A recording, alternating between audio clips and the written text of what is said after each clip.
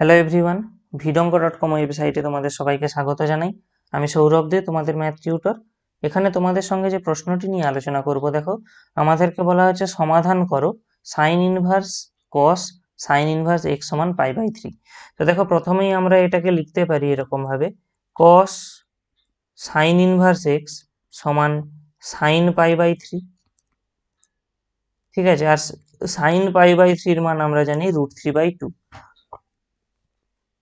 এবারে একটা জিনিস লক্ষ্য করো, আমরা ধরে নিচ্ছি সাইন ইনভার্স এক্স এর মান আলফা। ঠিক আছে, তো দেখো সাইন ইনভার্স এক্স এর মান যদি আলফা হয়, আমরা এখান থেকে কি বলতে পারি, সাইন আলফার মান এক্স। আবার আমরা একটা ফর্মুলা জানি কি, যে sine square alpha plus cos square alpha এর মান হয় 1। তাহলে এখান থেকে আমরা কস স্কোয়ার আলফার মান পেয়ে যাব কত, 1 মাইনাস সাইন স্কোয়ার আলফা। আর সাইন স্কোয়ার আলফা মানে সাইন আলফা এক্স ছিল, তাহলে সাইন স্কোয়ার আলফা কি হবে, 1 মাইনাস এক্স স্কোয়ার। তাহলে আমরা এখান থেকে কস আলফার মানটা পেয়ে যাচ্ছি √1 মাইনাস এক্স স্কোয়ার।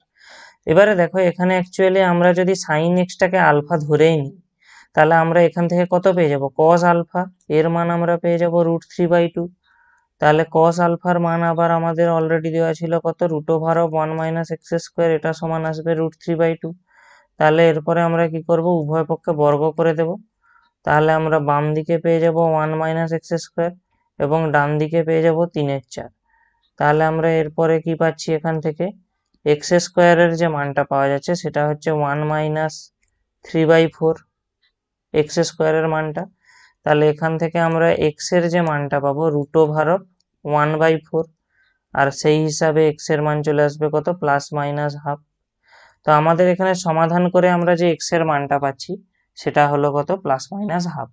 ভিডঙ্ক.com ওয়েবসাইটে এই ম্যাথটি দেখার জন্য অসংখ্য ধন্যবাদ জানাই। এরকমই নানা প্রশ্ন এবং তাদের সমাধানের জন্য তোমরা আমাদের ওয়েবসাইটটি ভিজিট করো।